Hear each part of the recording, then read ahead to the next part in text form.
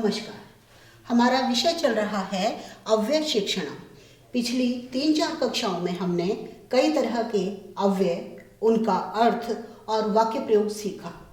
आज मैं नमः शब्द का प्रयोग सिखाना चाहती हूँ। नमः ऐसा अव्यय है जिसका अर्थ होता है नमस्कार करना। नमः यानी नमस्कार करना। नमः के साथ चतुर्थी विभक्ति का प्रयोग होता है। जिसको नमस्कार किया जाए उस शब्द में चतुर्थी विभक्ति का प्रयोग होता है। बच्चे बड़े सब लोग जानते हैं कि चतुर्थी विभक्ति का प्रयोग होगा, लेकिन प्रायः शब्द ज्ञान न होने की वजह से, शब्द रूप ना आने के कारण उसका प्रयोग गलत करते हैं। मैं आसान तरीके से आप लोगों को चतुर्थी विभक्ति के प्रयोग बताती हूँ। सबसे पहले हम लेते हैं, जैसे अकारांत शब्द लेते हैं हम। अकारांत यानी वो शब्द जिनके अंत में अ है। जैसे हमने लिया राम, कृष्ण, गोविंद, वासुदेव, सिंपल देव, अध्यापक, शिव, गणेश,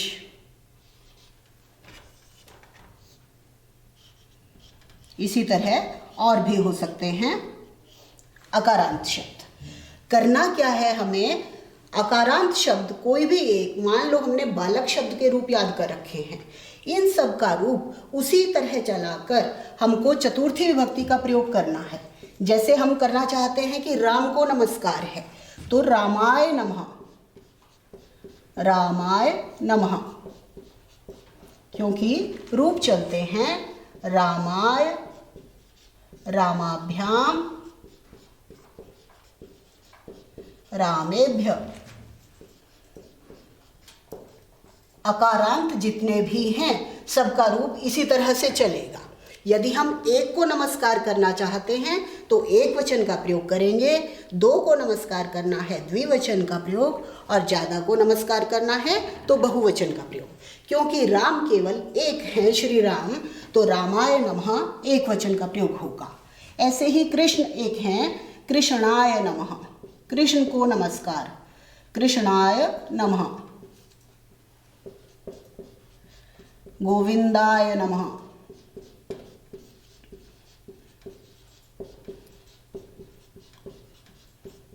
वासुदेवाय नमः,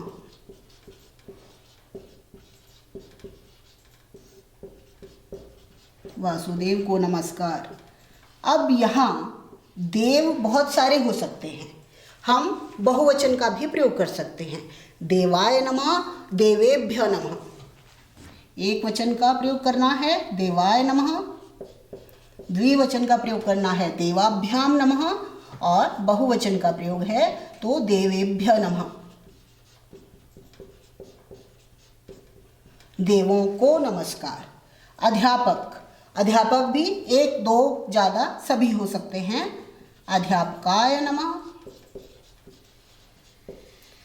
अध्यापकाभ्याम नमः,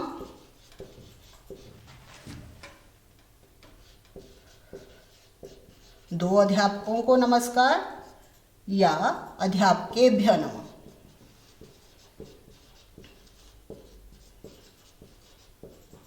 नमः क्योंकि अव्यय है, नमः कोई परिवर्तित नहीं होगा, हम कुछ भी रूप लगाएं नमः नमः ही रहेगा। शिवाय नमः, ओम नमः शिवाय, शिवाय नमः। ओम गणेशाय नमः, गणेशाय नमः।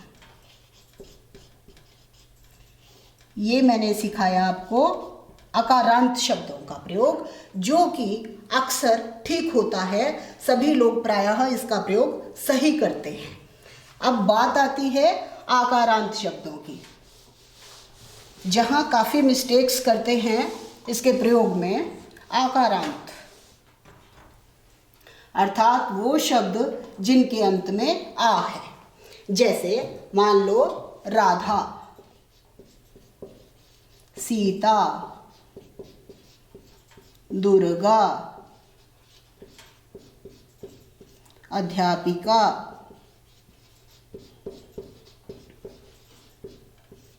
गंगा,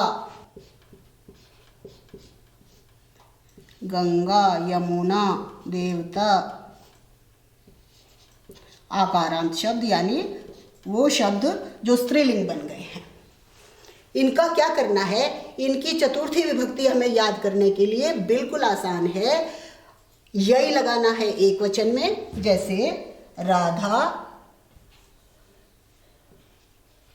यई, राधा यई, राधाभ्याम, राधाभ्य, राधा यई, राधाभ्याम, राधाभ्य। इस तरह से जो भी शब्द हम लेंगे, सीता लेंगे तो सीता यई, सीताभ्याम, सीताभ्य, दुर्गा यई, दुर्गाभ्याम, दुर्गाभ्य, अध्यापिका यई, अध्यापिकाभ्याम, अध्यापिकाभ्य, गंगा यई, गंगाभ्याम, गंगाभ्य, यमुना यई, यमुनाभ्याम, यमुनाभ्य, देवता यई, देवताभ्याम, देवताभ्य। इस तरह से सबके साथ। तो हम एक वचन, राधा एक है, राधा यई नमः। होता क्या है, गणेशाय, शिवाय, उसी तर्ज में हर लोग राधाय नमः, सीताय नमः, जो कि बिल्कुल अशुद्ध है। अशुद्धि हमें संस्कृत के प्रयोग में बिल्कुल नहीं करनी है। सीतायै नमः, दुर्गायै नमः,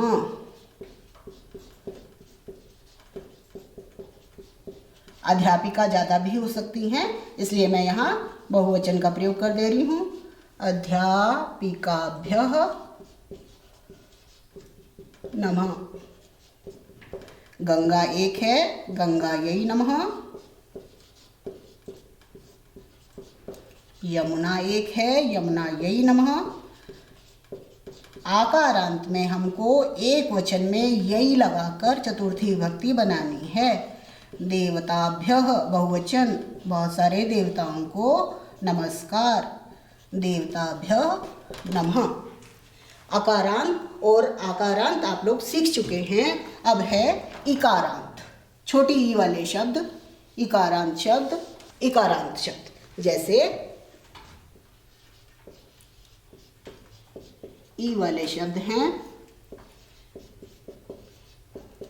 हरि, मुनि, और हो सकते हैं रवि, सूर्य।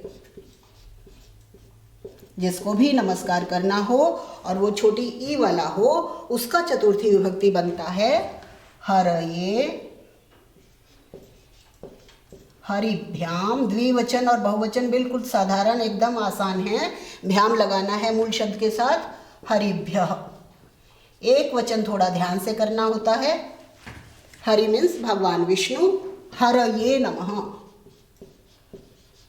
हरये नमः, मुनये नमः। एक एक को हमको सीखना है, बाकी अपने आप आ जाते हैं। रवि, सूर्य को नमस्कार, रवये नमः। है सिंपल। अब लेते हैं ईकारांत, बड़ी ई की मात्रा वाले।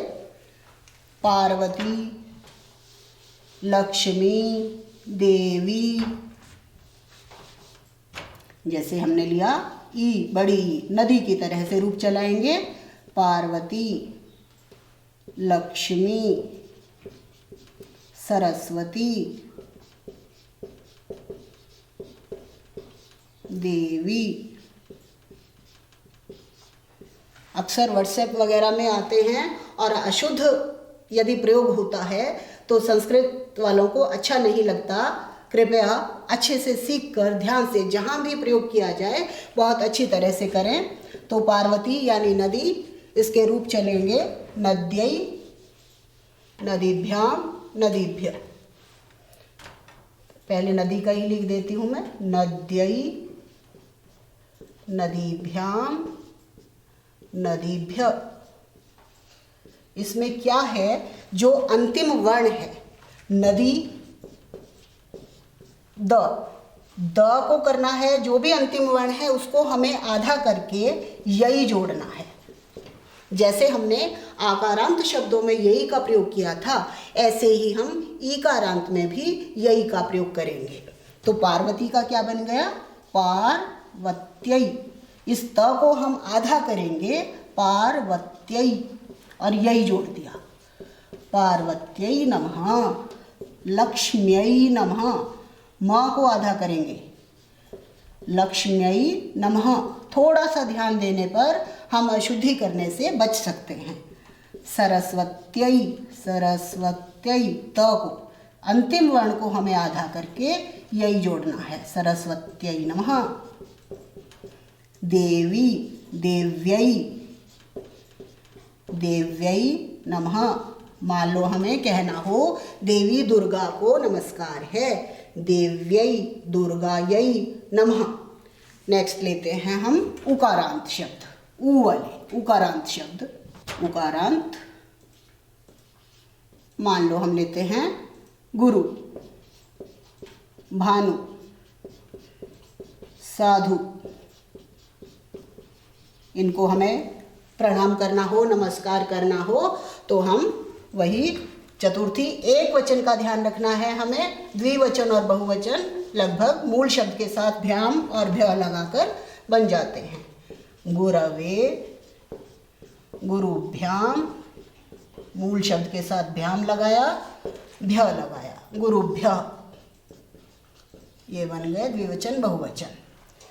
गुरु एक भी हो सकता है, दो भी, ज़्यादा भी। गुरवे नमः। ध्यान रखना है इसमें क्या गलती करते हैं, गुरुवे अक्सर लोग लिखते हैं, ऊ की मात्रा हटा देनी है यहाँ से। गुरवे नमः, गुरुभ्य नमः। भानवे नमः, भानु नहीं, ऊ की मात्रा हट जाएगी। भानवे नमः। साधवे नमः। भानु एक वचन रहेगा, गुरु और साधु द्विवचन बहुवचन कुछ भी हो सकता है। नेक्स्ट लेते हैं ऋकारांत शब्द, जिनमें पीछे री होता है। ऋकारांत शब्द वो हो सकते हैं मातृ, पितृ, भ्रातृ।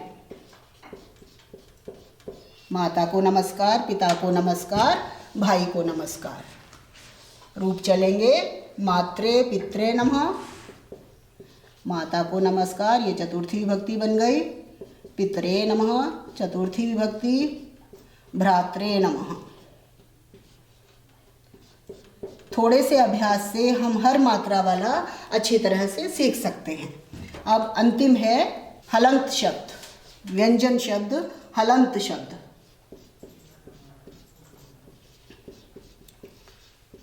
जैसे भगवत, भवत, हनुमत,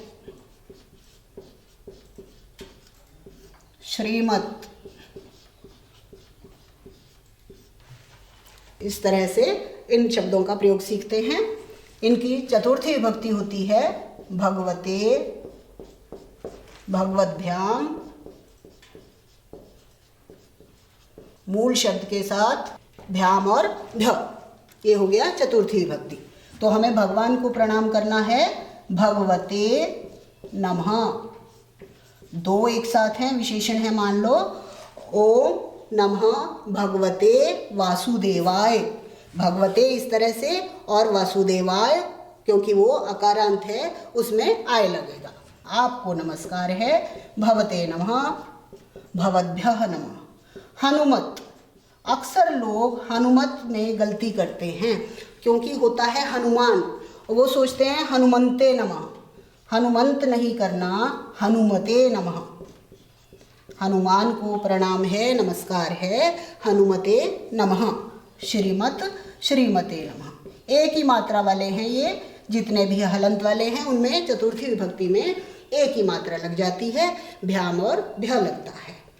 अच्छे से प्रैक्टिस करके शुद्ध उच्चारण कीजिए और शुद्ध ही लिखिए। धन्यवाद।